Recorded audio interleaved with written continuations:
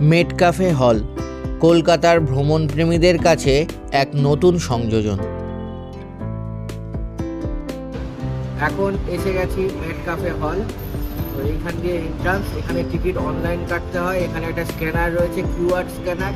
সেই স্ক্যানার দিয়ে আপনারা অনলাইন টিকিট কাটতে পারবেন। বাকি ডিটেলস আপনারা নিচে কমেন্ট বক্সে পেয়ে যাবেন। এখন মেট ক্যাফে হল আপনাদের ঘুরিয়ে দেখানোর চেষ্টা করছি।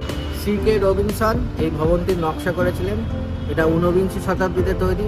এর ঠিক বাইরে দিয়ে বা পশ্চিম দিক দিয়ে বয়ে গেছে হুগলি নদী।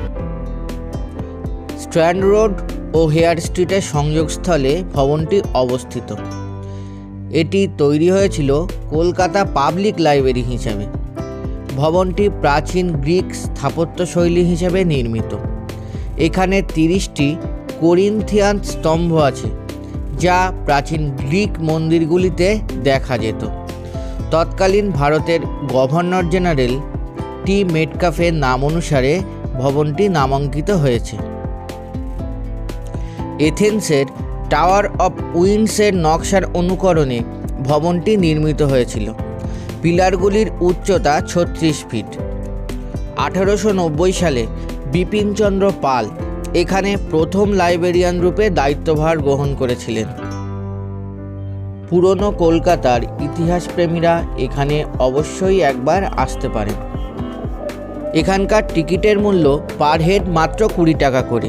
ঢুকেই আপনারা দেখতে পাবেন ভবনটি এখন আর্কিওলজিক্যাল সার্ভে অফ ইন্ডিয়া দ্বারা সংরক্ষিত সেই সংক্রান্ত এবং মেট ক্যাফে হলের ইতিহাস সম্পর্কিত ফলক। ভবনটিতে ঢুকেই একটা প্রশস্ত ফাঁকা হলঘর পেরিয়ে করিডোর দিয়ে এগিয়ে গেলেই ডান হাতে পড়ল একটা ঘর। এটা 2 নম্বর ঘর বা দ্বিতীয় ঘর। এখানে গেলে দেখা যাবে আর্কিওলজিক্যাল সার্ভে অফ ইন্ডিয়া তত্ত্বাবধানে পশ্চিমবঙ্গের বিভিন্ন জেলায় পুরনো সৌধের যে রেস্টোরেশন ওয়ার্ক চলছে তার সচিত্র বর্ণনা। এই দ্বিতীয় ঘরটি দেখে এগিয়ে যেতেই চোখে পড়ল ভবনটির কড়িবর্গার ছাদ এবং একটি সুন্দর কারুকাজ সমন্বিত বিরাট দরজার দিকে। এই দরজা দিয়ে মেঝেতে দেখলে দেখা যায় একটি বিরাট আলপনা। এই আলপনাটি সৃষ্টি হয়েছে সিলিংয়ে থাকা একটি মনোরম লাইটের আলো ছায়ার কারণে। এরপর দেখলাম কলকাতার ঐতিহ্য হাতে টানা রিক্সা। কলকাতাকে ভালোবেসে আপনার বার্তা এই রিক্সার গায়ে আটকে দিতে পারেন। এই ভবনটি দ্বিতলযুক্ত। এই রিক্সার পাশ দিয়েই আছে ওপরের তলায় যাওয়ার প্রশস্ত কাঠের সিঁড়ি। সিঁড়ি দিয়ে ওঠার সময় প্রথমেই চোখে পড়বে কলকাতার আর এক ঐতিহ্য ভিক্টোরিয়া মেমোরিয়ালের বিশাল আকৃতির একটি পোস্টার। এই সিঁড়ির পাশে দেয়াল জুড়ে রয়েছে বিভিন্ন পোস্টার। সত্যজিৎ রায় থেকে শুরু করে মৃণাল সেন প্রভূত প্রথিতযশা পরিচালকের বিভিন্ন সিনেমার পোস্টার এখানে আপনারা দেখতে পাবেন।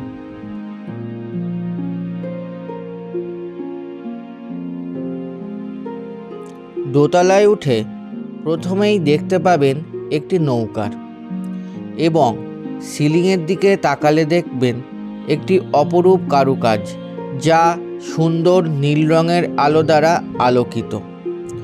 নদীকেন্দ্রিক সভ্যতায় নৌকার গুরুত্ব তো অপরিসীম।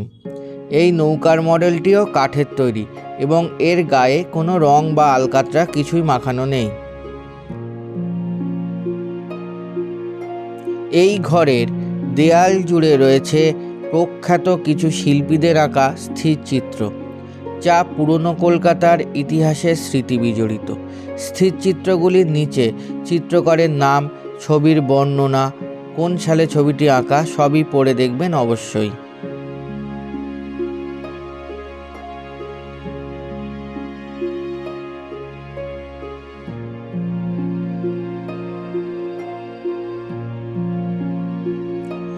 এরপর এগিয়ে গেলাম অন্য কক্ষের দিকে। সেখানে দেওয়ালে আছে স্বামী বিবেকানন্দ সহ বিভিন্ন মনীষীদের উক্তি।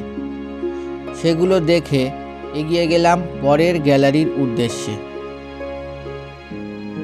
এর পরের গ্যালারির বিষয় বাঙালিদের জীবনচর্চা। এই গ্যালারিতে মেনটেনেন্সের একটু অভাব চোখে পড়ল।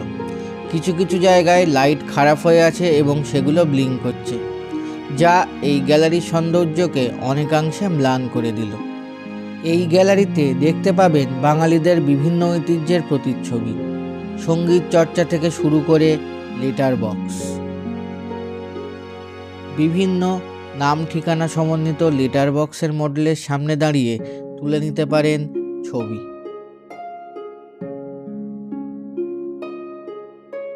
এরপর চোখে পড়ল 1960 খ্রিস্টাব্দে তোলা হাওড়া ব্রিজের একটি আলোকচিত্র। কলেজ স্ট্রিটের বই পাড়ার একটি দৃশ্য এবং তার সামনে অনেক বই রাখা আছে। কলেজ স্ট্রিটের বই পাড়া, ভিনটেজ গাড়ির র্যালি, দুর্গাপুজোর আরতি, গঙ্গাপক্ষে দুর্গা প্রতিমা নিরঞ্জনের আলোকচিত্র দেখে নস্টালজিক হয়ে পড়লাম।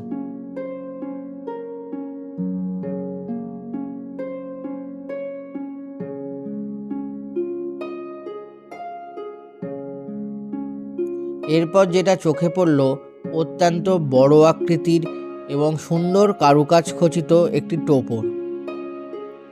এটি পরে সামনে দিয়ে গিয়ে আপনাদের ভালো করে দেখানোর চেষ্টা করব এই ভিডিওতেই। দুর্গা প্রতিমা বানানোতে কুমোরটুলির খ্যাতি জগৎ বিখ্যাত।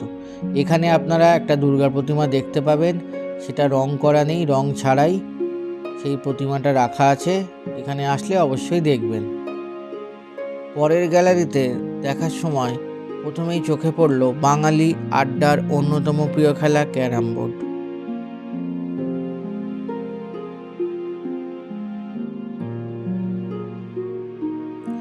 এই গ্যালারিতেও চোখে পড়ল বাংলা ও বাঙালির বিভিন্ন ঐতিহ্যের প্রতিচ্ছবি। মাছের বাজার থেকে শুরু করে কফি হাউসে বসে চা কফি পান।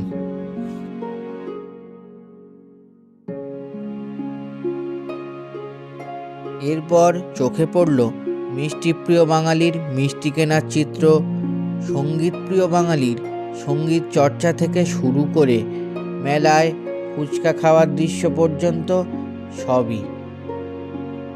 সবশেষে চোখ গেল দরজার ধারে রাখা একটি ঢোলের দিকে। সেই সুন্দর কারুকাজ খচিত বড় টোপর, যেটা আগে অন্য গ্যালারি থেকে পাশ দিয়ে দেখেছিলাম, এখান থেকে সেটা এবার সামনে থেকে দেখলাম। টোপরের সাথেই রাখা আছে 4টি কলা গাছ।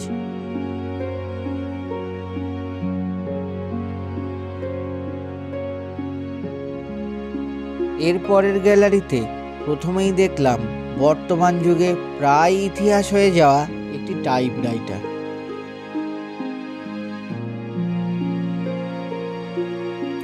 এরপর দেখলাম কিছু বিখ্যাত বাংলা বইয়ের প্রচ্ছদের প্রতিকৃতি।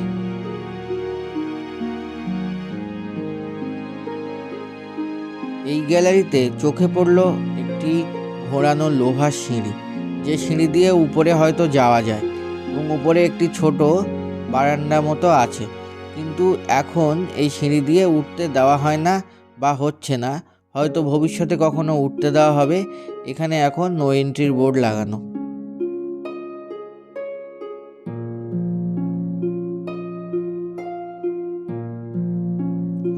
এই ঘরে আছে রবীন্দ্রনাথ ঠাকুরের বিশাল প্রতিকৃতি এবং তার নিজের হস্তাক্ষর, এবং আরও একটি টাইপ মেশিন আপনারা দেখতে পাচ্ছেন।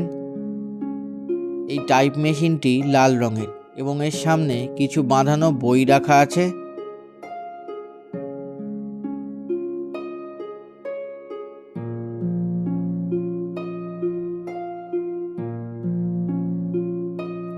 এখানে আরও কিছু বিখ্যাত চিত্রকরে রাখা বিভিন্ন চিত্র আপনারা দেখতে পাবেন।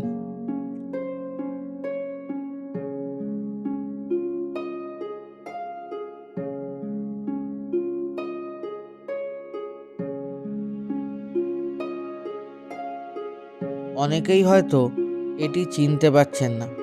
অনেক আগে বিভিন্ন মেলায় এই বায়োস্কোপ দেখা যেত। এটি হলো বায়োস্কোপ মেশিন। কিছু পয়সার বিনিময়ে এতে চোখ লাগিয়ে দেখা যেত চলচ্চিত্রের দৃশ্য। এই যন্ত্রটি সত্যি আমাকে নস্টালজিক করে দিল। এই যন্ত্রটির ঠিক পেছনেই দেয়াল জুড়ে রয়েছে বিখ্যাত কিছু বাংলা সিনেমার পোস্টারের প্রতিলিপি।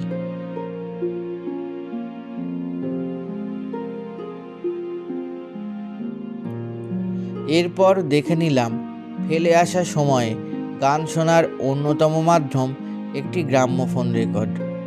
এর গায়ে আপনারা দেখতে পাবেন HMV কোম্পানির লোগো।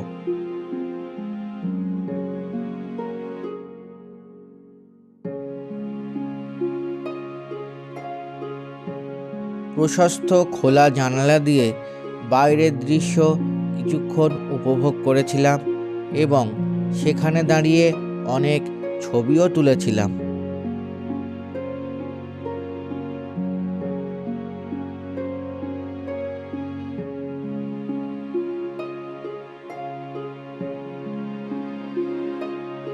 ফেলে আসা সময়ের কথা ভাবতে ভাবতে এবং বাঙালি হিসাবে বাঙালির ইতিহাস ও সংস্কৃতি নিয়ে গর্ববোধ করতে করতে পা বাড়ালাম বাড়ির পথে।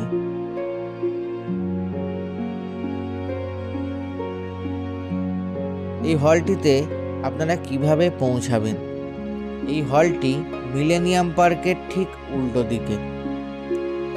তো বাসে যে কোনো জায়গা থেকে মিলেনিয়াম পার্ক স্টপেজে নেমে রাস্তা ক্রস করলেই উল্টো দিকে আপনারা এই হলটি পেয়ে যাবেন।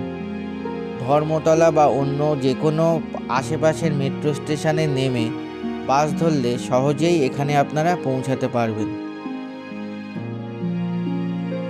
আমি এখানে এসেছিলাম চাঁদনি চক মেট্রো স্টেশন থেকে নেমে হেঁটে হেঁটে।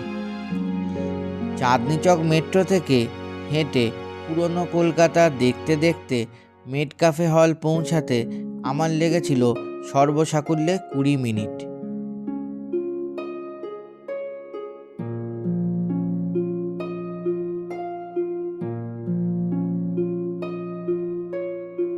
মেড ক্যাফে হল থেকে বেরিয়ে রাস্তার পাশে কলকাতা পৌর সংস্থার সাইনবোর্ডে এই প্রাচীন স্থাপত্য সম্পর্কিত ইতিহাস পড়ে নিতে পারেন।